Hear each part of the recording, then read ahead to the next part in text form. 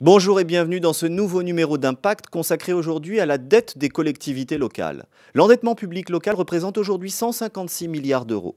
En 5 ans, la dette des collectivités locales a augmenté de 43 milliards d'euros. Les besoins de financement des collectivités locales sont de plus en plus importants, a fortiori parce que l'État leur a transféré de nouvelles compétences.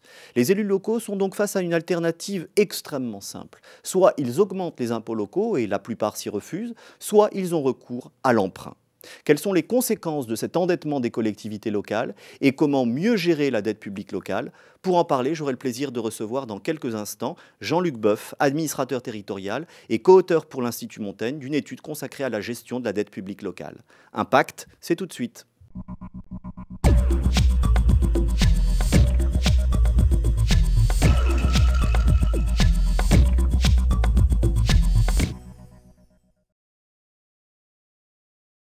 Jean-Luc Boeuf, bonjour. Bonjour. Je rappelle que vous êtes administrateur territorial, vous avez été notamment directeur général des services de la ville de La Roche-sur-Yon, du département de l'Eure, de la région Franche-Comté. Vous êtes le co-auteur d'une étude pour l'Institut Montaigne consacrée à la gestion de la dette publique locale. Je suis très heureux de vous recevoir sur le plateau d'Impact.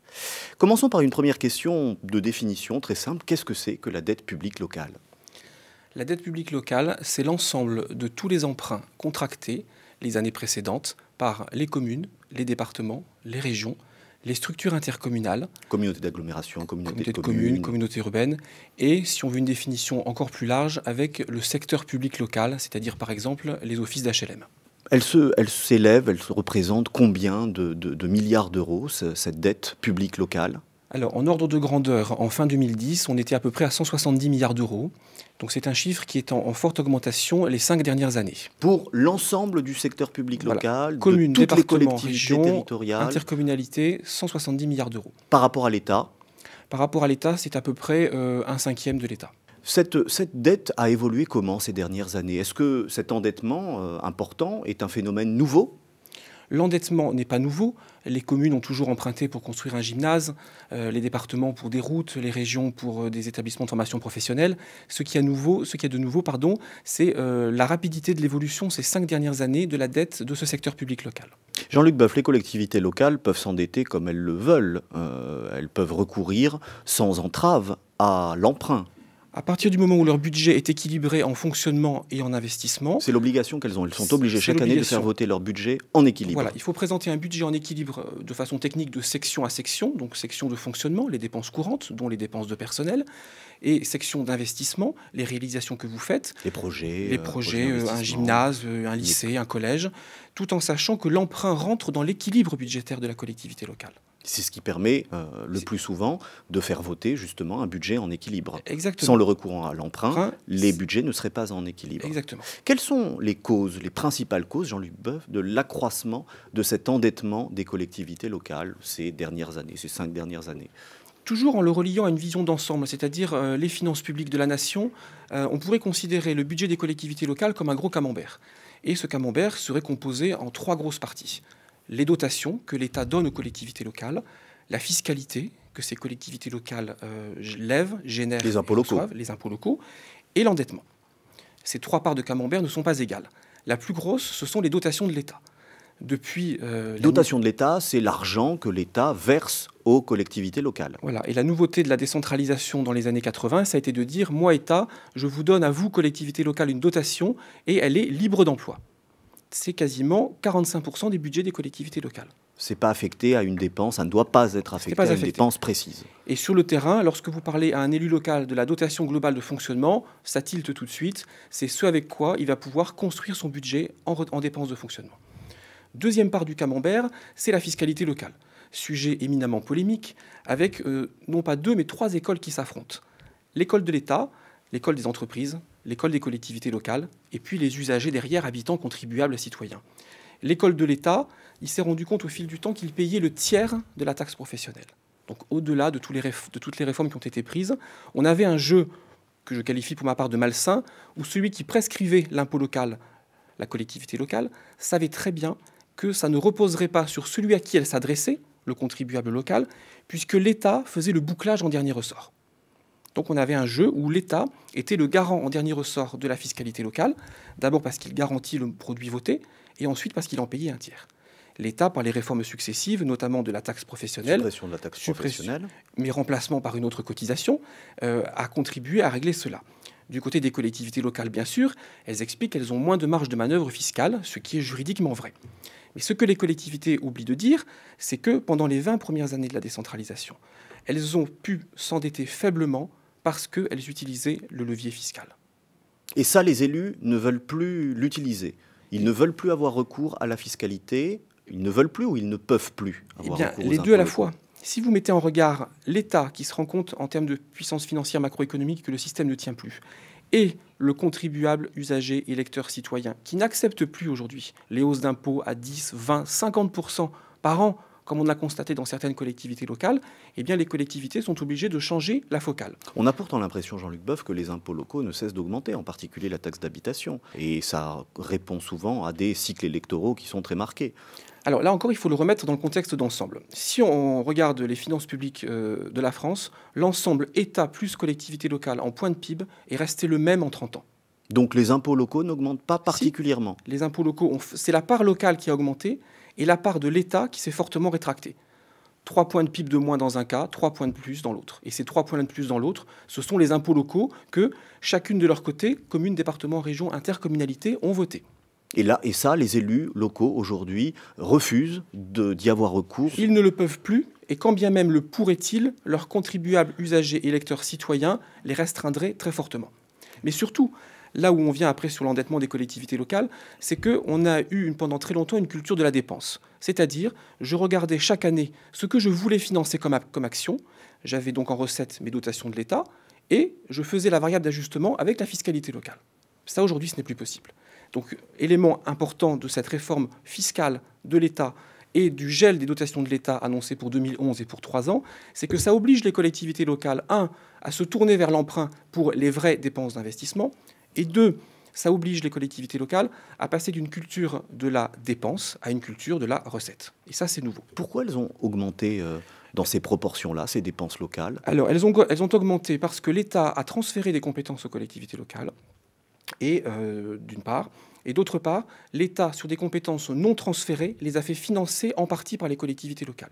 Jean-Luc Boeuf, on entend souvent dire que l'État transfère des compétences aux collectivités sans toujours assortir ces transferts des moyens nécessaires. Est-ce que c'est vrai selon vous? Et bien là encore, cela dépend de l'angle avec lequel on regarde la chose. Tout le monde a raison. C'est ce que j'appellerais les convergences parallèles. L'État a raison lorsqu'il dit que lorsqu'il transfère une dépense aux collectivités locales, il transfère les moyens pour la réaliser. Oui, il transfère ce qu'il y mettait l'année précédente, ou les 3 dernières années. Mais s'il ne mettait pas grand-chose, il ne transfère pas grand-chose. C'est ce qui s'est passé dans les années 80 pour les lycées et les collèges. Que disent les collectivités locales? On me transfère une compétence. J'ai une demande locale, qui est une demande de mes contribuables, usagers, électeurs, citoyens, pour pouvoir nourrir les élèves, éduquer les élèves, fabriquer des complexes sportifs. Et donc, face à cette demande locale, eh bien, il faut que je mette des moyens financiers supplémentaires. C'est ce que les collectivités ont fait dans les années 80, 90 et 2000, avec notamment cette technique des cofinancements. Qu'est-ce que c'est? Un cofinancement, en quoi ça consiste, ces cofinancements? Je veux construire un centre ludique polyvalent dans une commune de moyenne importance, eh bien, je n'ai pas la capacité, moi, commune de 10 000 habitants, de financer ce centre ludique polyvalent. Eh bien, je vais me tourner vers l'intercommunalité, le département, la région et peut-être l'Europe pour bénéficier en partie de financement. C'est une mutualisation du financement. Oui, mais sur une compétence qui n'est pas celle de ceux qui financent. Quel a été l'impact, et quel est peut-être toujours l'impact de la crise financière sur l'endettement des collectivités locales? Alors, pareil, il faut remettre dans le contexte ce qu'est la crise financière des collectivités locales. Elle est bien évidemment intervenue dans le contexte de crise financière mondiale et ce qu'on a appelé à un moment donné le risque de credit crunch, c'est-à-dire le risque pour les collectivités locales de ne plus pouvoir bénéficier non pas des financements qu'elles avaient votés, mais que les banques ne puissent plus répondre concrètement à ces appels d'offres. À la fin 2008, les banques ne répondaient qu'en partie aux appels d'offres que lançaient les collectivités locales. Donc il y a eu un très court moment... À cause de la crise. À cause de la crise financière. Ça, elles ne voulaient plus financer les projets, en gros. Elles ne pouvaient plus. Ça, c'est le credit crunch pour les nouvelles dépenses d'investissement. C'est adossé à cela les emprunts précédents votés par les collectivités locales et donc rentrés dans les caisses financières de la collectivité. Et comme tout un chacun le sait, l'emprunt, c'est d'abord du capital que vous remboursez en fonction de la durée et de l'intérêt, c'est le prix de l'argent. Donc vous avez du capital que l'on vous prête, de l'intérêt que vous remboursez, c'est le prix du temps. Que s'est-il passé? Là, il faut faire un retour en arrière, 2 ans avant la fin du cycle électoral qui a conduit aux élections municipales de 2008. Tout le monde, bien sûr, imagine qu'un élu qui se représente devant les électeurs souhaite se présenter avec les projets non seulement votés, mais réalisés. Donc il faut que les projets se fassent. Certaines collectivités s'étant trouvées en difficulté financière pour boucler leurs dépenses d'investissement, eh bien, ont cherché des montages financiers qui étaient très simples. Et je vais prendre un exemple tiré de la vie de tous les jours. Vous allez voir votre banquier favori, vous avez un projet, une acquisition de véhicules à faire par exemple, et il vous dit, pour vous monsieur, c'est génial, j'ai un produit à vous proposer. Pendant 2 ans, vous ne paierez pas d'intérêt, ou quasiment pas. Et puis, on se donne rendez-vous dans 2 ans, et on verra ce qui s'est passé. Et là, vous me rembourserez l'intérêt de l'argent que je vous ai prêté, en fonction de formules de calcul extrêmement complexes. Donc il faut être extrêmement clair là-dessus. Les emprunts toxiques des collectivités locales ont été votés par elles en toute connaissance de cause. Et comment ça se fait, Jean-Luc Boeuf, justement, que les collectivités locales ont investi dans ces produits-là à travers des mécanismes financiers complexes, voire même ésotériques ou exotiques? Parce qu'elles avaient en face d'elles 2 solutions. La première, l'emprunt classique à 3-4%, et vous devez rembourser l'intérêt tout de suite. Et ça ne suffisait pas? Si elles ne pouvaient pas payer même l'intérêt pour les premières années. Elles avaient donc la deuxième branche de l'arbre, c'est de dire « je vous prête de l'argent et rendez-vous dans quelques temps ».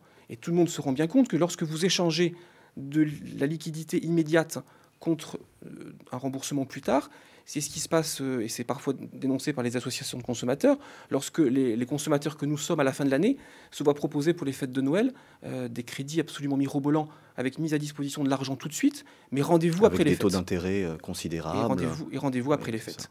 Eh bien, pour les collectivités locales, le rendez-vous était après les échéances municipales de 2008. Et il n'y avait pas moyen d'anticiper cet effet pervers, cette difficulté, et justement cette difficulté sans doute à rembourser après, compte tenu des taux d'intérêt. Il y avait moyen d'anticiper le fait que vous échangiez quelque chose de sûr. Je ne paye pas d'intérêt pendant 2 ans contre de l'incertitude future.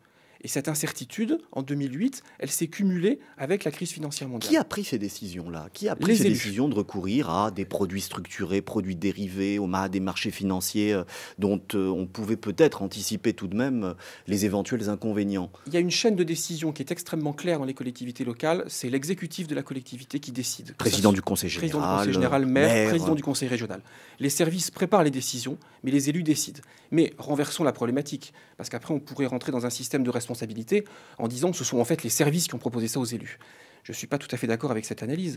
Les services ont bien expliqué aux élus que pour pouvoir bénéficier de la levée d'argent à un moment donné, eu égard à la condition financière de la collectivité, ça ne pouvait marcher que si vous acceptiez d'échanger du court terme contre de l'incertitude de long terme.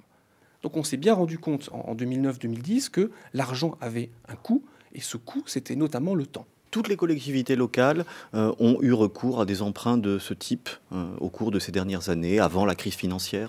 Je le dirais différemment, je dirais que toutes les collectivités locales se sont attachées dans les 15 dernières années à avoir une gestion dynamique de leurs dettes. C'est-à-dire qu'on est passé de la fin des années 80, début des années 90, à une dette un peu plan-plan, en taux d'intérêt fixe, extrêmement coûteuse, à une dette partie fixe, partie variable, et puis après à une gestion dynamique de la dette. Et c'est là où les élus ont besoin d'avoir des techniciens en face d'eux qui ne sont pas peut-être censés connaître tous ces mécanismes compliqués, mais doivent pouvoir dire à leurs élus à un moment donné, stop, on ne comprend plus le produit qu'on nous propose, et là je ne vous propose pas d'y aller. Est-ce que ces dépenses publiques locales, dépenses faites par les collectivités, quelles qu'elles soient, sont contrôlées par quelqu'un, par une autorité, par le préfet, la Chambre régionale des comptes, qui sais-je encore? Alors, vous avez à l'entrée du vote de l'acte budgétaire un contrôle par le préfet, c'est le contrôle budgétaire. Pur contrôle de légalité, contrôle juridique. Mais en tant qu'acte budgétaire, il est contrôlé 2 fois. Il est contrôlé une première fois en tant qu'acte juridique, et il est contrôlé, si je puis dire, une deuxième fois, même si ça se matérialise par le même acte, par un contrôle financier. Ça, c'est à l'entrée du dispositif. Et ça, c'est le préfet, c'est le rôle du préfet. Au milieu du dispositif, vous avez le contrôle du payeur de la collectivité, qui est un agent public qui ne relève pas de la collectivité et qui, lui, a un rôle extrêmement simple. Est-ce qu'il y a de l'argent en caisse pour payer le projet? Puisque, rappelons-le, une collectivité locale ne manie pas d'argent en caisse. Ça, c'est le TPG. Voilà, c'est le payeur... Trésorier, payeur général. Voilà, ou le payeur de la collectivité pour les collectivités de moindre importance. Et troisième contrôle, c'est à la sortie, c'est le contrôle par la Chambre régionale et territoriale des comptes, qui, elle, opère un contrôle ex post. Mais à la sortie, pardon, ça veut dire en fin d'exécution. En fin d'exécution, elle ne vient pas tous les ans, elle vient en général tous les 4 ans, et elle exerce un contrôle de la régularité, de l'engagement de la dépense publique, mais en aucun cas un contrôle d'opportunité. Si la dépense est absurde, personne ne va dire non, ça c'est une dépense absurde, vous n'avez pas le droit de l'exécuter. La Chambre régionale des comptes regardera si vous avez engagé votre dépense correctement, si vous avez respecté tous les canons budgétaires. Procédure. Vous considérez qu'il faut davantage contrôler, réglementer les conditions d'emprunt. Comment est-ce que ça pourrait se mettre en place, selon vous ? Alors, au sein de l'Institut Montaigne, nous avons eu bien conscience qu'il y avait une difficulté de ne pas heurter la décision publique des élus locaux, l'autonomie locale acquise au fil du temps, et deuxièmement, la nécessité de régler et de réguler cette dépense publique. Si je prenais une image, je dirais que l'État et les collectivités locales dorment dans le même lit, mais ne font pas les mêmes rêves.